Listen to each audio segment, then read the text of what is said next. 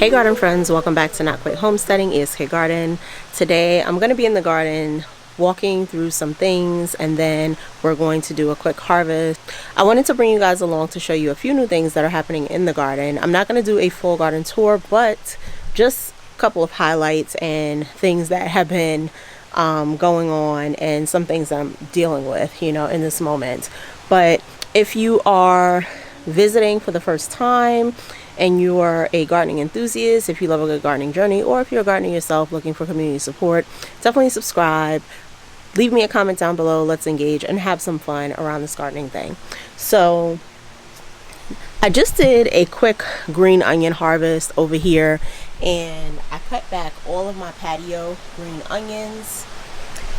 I did that because I want to make a scallion oil, so I'm actually going to show you guys that, a quick harvest to table recipe, making aromatic oil and something to be able to use as a kind of like a oil that you cook in, or just kind of like as an oil that you dress and finish your dish with. So I finally just harvested all of those. I did a cut and come again. I do want them to grow back, but I am thinking about at some point removing these green onions from this little pot and using this as a flower pot, and then I'll go ahead and find a different medium to plant some more green onions in.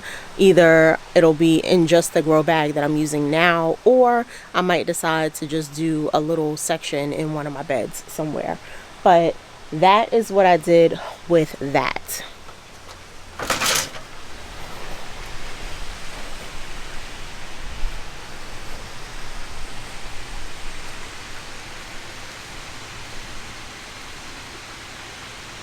So I'm noticing too, as we near spring for sure, that pest presence is starting to prevail. I'm starting to see aphids on some things, and not in large quantity because I'm definitely trying to catch them and pull them out, but they're in places where they are literally trying to hide. So I have to be diligent about where I'm checking and making sure that I address any issues that I have. So one of those places that I found them was in my peas, and they were kind of on the inside in peas that could easily get lost, because obviously they blend in with the leaves, if they're not hanging on the outside. So there were a few that they were trying to hide underneath, but I did catch them. Looks like I have quite a few peas I need to harvest as well today, so I'm definitely going to do that in a minute, but I just wanted to share that with you guys. So I shared this on my, I think, community tab page. This was my green onion that was going to sprout. So it's grown up a little bit. It still hasn't opened its bud yet, but I'm kind of excited to see what that looks like too. I've never seen a green onion flower, obviously, so I'm letting it flower. I want to have different varieties of flowers to be able to let pollinators have something to kind of play in until all of the blossoms really come up. And apparently I killed both of my hyacinths. My purple hyacinth is done. I planted this hoping that I would be able to save this plant here, and it doesn't look like it's doing much of anything. I think, my husband told me that Home Depot has a plant warranty, so I might go ahead and take that one back and get a different one. But I think it was doing well. I let the thing dry out and it just died after that. So apparently, something to note, hyacinths don't like to dry out. This is the white one. This one almost died out too, and then I was able to save it, but again, being in this pot, it seems to have died. And I don't know that I think I let that dry out because it's been raining, but it doesn't seem like, it seems like there's only one way that the plant grows up, and I guess if that's compromised, it kills the entire plant. So I'll have to learn a little bit more on how to care for those. I'm just checking in on the herbs.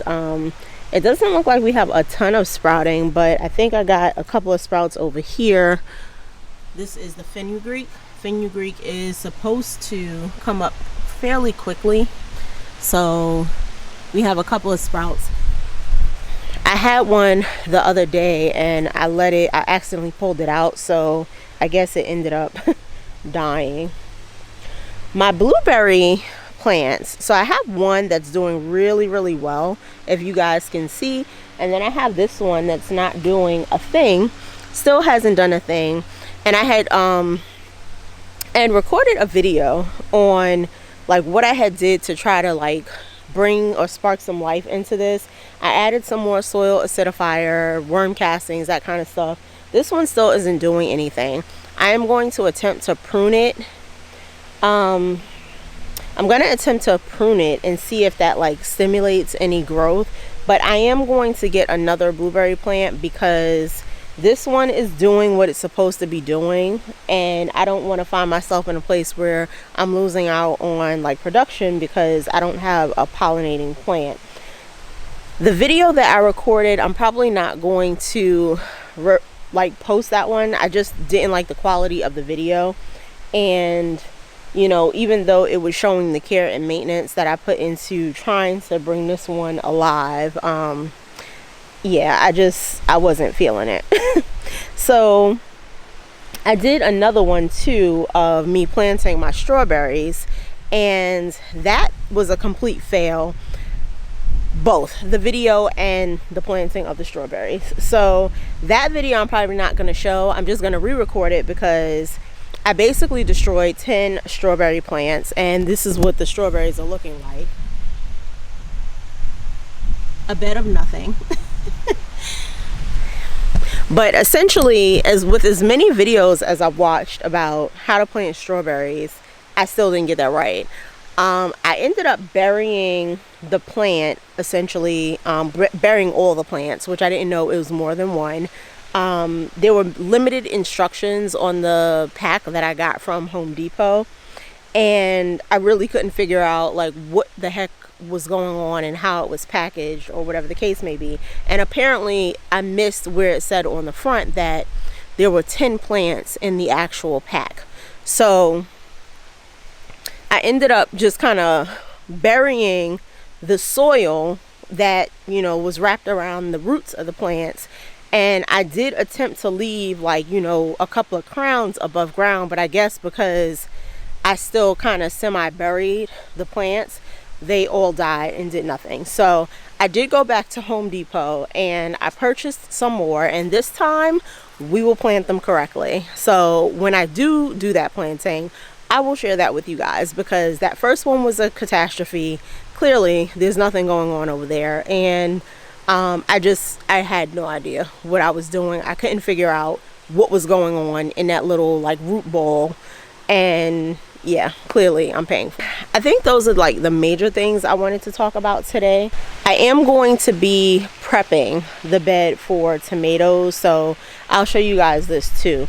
We laid down the third bed, which is different from my other beds, and you know, I actually really like the way this one looks too. Even though it's different, it's probably a little more conventional in the sense of what you would see, I guess, like in a beginning garden. But we do need to build like the top half, which is basically going to be kind of like a little cover that I can pull up like that. But this is the third bed that we got down over the weekend. I do need to fill the cardboard in, as well as drop some like soil and get that like going, so that in the next few days I can go ahead and plant my tomatoes. And I'll say I'll start planting them.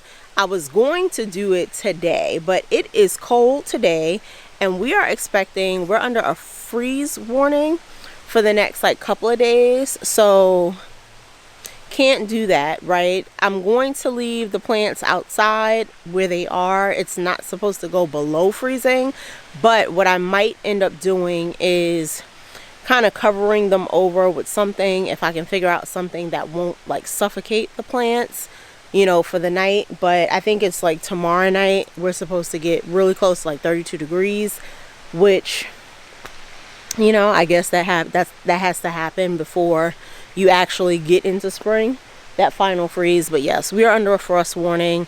I need to cover over my citrus tree roots as well, and I'll probably just do that with like a plastic bag, and then maybe wrap one of the moving blankets that I used during like the Arctic freeze around that. And then, you know, as long as the roots are covered and warm, the tree should be fine, because we're not going, you know, below freezing. Outside of that, all I'm really gonna do is harvest some of these things. I want to get this this Crispino lettuce. I'm pretty sure it's headed as big as it's going to get. I probably will harvest out some of this romaine. These are looking so good, and you know, I'll decide if I'm going to do that today. I don't want to have too much salad just kind of sitting around in the refrigerator, because it's not like we're chowing down on salads right now. It's still pretty, you know, it's still pretty cool. It's not salad season per se, but we definitely don't want it to just kind of sit either and be wasting. I have some more butterhead lettuce over here too that I'm gonna need to harvest eventually. Oh no, what is that? I can't tell if that's like a worm or if that's just like soil. It looks like it might be soil. And then we have celery over here that I want to cut back completely. I'm gonna come and pull these kale back quite significantly. You guys can see I have actually one going to flower. I'm gonna pull these back like probably down to almost nothing. I'll probably end up pulling out the collards, and I think I'm kind of getting close to nearing coming to terms with the fact that I don't think these are gonna head, so I'll probably end up pulling those sometime in like the next week or so. We have some new sprouts going on, and I'm excited about that. I'm still waiting on this last broccoli head to like fully head up, but nothing to really be done on this side. And then of course my onions are actually starting, some of them are actually starting to bulb, so that's pretty nice. But I'm gonna come back and harvest those things so that we can get them out, and I can really start opening up space for some of the things that are gonna be needing to go in over like the next week or two. I'm just checking on my little beets over here because they're bulbing up pretty nicely. And I have some more the Chioggia beets, the Chioggia, however you say that. I had pulled out a couple more after the harvest that I showed you guys, and I'm hoping that will give the last few like the room it needs on this side to be able to bulb significantly, and then I can go ahead and pull those. But I think I did open up enough space in this bag for me to transplant whatever tomato plant I was gonna plant in there too, so I'm not so worried about that. And then I do have some more radishes that look like they're pretty ready, so I'd go ahead and just pull those and get them in the refrigerator with the other ones that I have in there. But it is so cold out here, I don't know, this might have to wait until tomorrow because no one wants to freeze. But I am gonna pull my peas, so let's go ahead and do that because that's pretty easy, and I don't want those to overgrow because those will overgrow pretty quickly. And just a quick update on my little tomato and pepper plants and my two little strawberries that are blooming. You guys can see I have a strawberry that's so tiny, it's starting to form one of its true leaves. I had 4 sprouts I think, and 2 of them died. I have 1, 2, and then I see a third one coming up here. My peppers, my poblano, I think. Are these poblanos? No, these actually, I switched them. Oh yeah. So these are Red Rocket, Anaheim, and Pepperoncini, and those are looking pretty good. And I'll be honest, y'all, they have been out here since they basically sprouted. So you know, through some of our cooler weather temperatures. I'm probably gonna cover all of these with something tonight and tomorrow night, because I don't want like all that hard work to go down the drain. I think the soil itself might be pretty warm, but it is pretty cold out here today. And then our beautiful tomatoes, looking really nice and healthy, and I'm loving that. This looks like it needs something. I probably will go ahead and give it some nitrogen. But yeah, plants are doing well. And then of course I have some poblanos and my I think these are the chili de arbol. These really took off nicely. Those seeds sprouted so well, so quickly, and those plants look amazing. So I didn't do this by any means conventionally, but you know, everything is working out, I guess, beginner's luck. So don't do what I did, or do what I did, you know, take a chance. Sometimes less is more. But I do have some more collard greens in here that I'm probably going to harvest as well, and then a couple of big leaves of spinach that we can happily pull out. Looks like we're getting a few nice sized chard leaves over there, and then I can probably cut back my cilantro one more time, get some of that in the house to be able to use, and then maybe save the couple of baby chards for like salad or something. So when I get the gusto to do it, which I don't know if it's going to be today, y'all might see me harvesting and I might look completely different. But it is so cold and I cannot do the cold. I was out here over the weekend with my husband in the cold. You know, he was building the bed and I was helping him where he needed me. And I do feel like I'm getting a little something that's trying to come over. So being out here is not going to help that. You know, being inside in the warmth and trying to nurse it before it gets out of hand is what will help. So I'm not sure.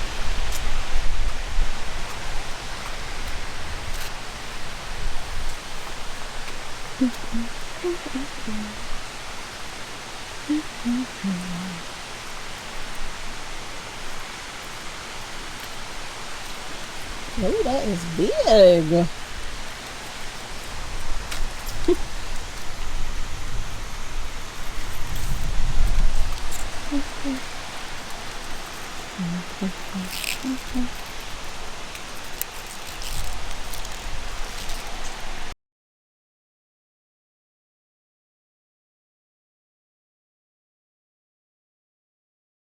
And got some flowers under there.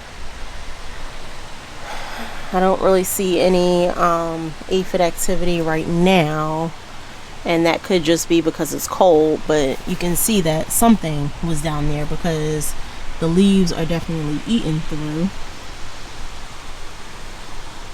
So I don't know what was taking a bite out of my peas. Got like a little baby wasp, it looks like here. I don't know if you guys can see that. Am I showing you the flower? I hope you can see it. And there's like a cluster of flowers underneath there, so definitely, again, you know, something to pay attention to. There's a little pea in here. We got one. Ooh, see, this one got something going on. Pull that off. See, I don't know what that is. What is that? Have y'all ever seen that before? If you have, let me know what that is. And y'all can see Miss Beloved is looking wonderful. I was like, I probably need to get under her and figure out what's going on too, because I'm pretty sure there is something attacking the plant underneath there somewhere, and I don't want it to get out of hand. So I'll probably end up coming back to cut that back as well. Yeah, I think that's all I see for right now. Hopefully I'm not missing anything. I probably am, but you know, you can only do what you can. And then I went ahead and made these little like DIY string crosses for my ladder mesh so that the plants could have something else to grow on. So you see this one is already like kind of like crossing over, but I felt like they were kind of at the top of where they were going to be, so they needed something else to be able to climb.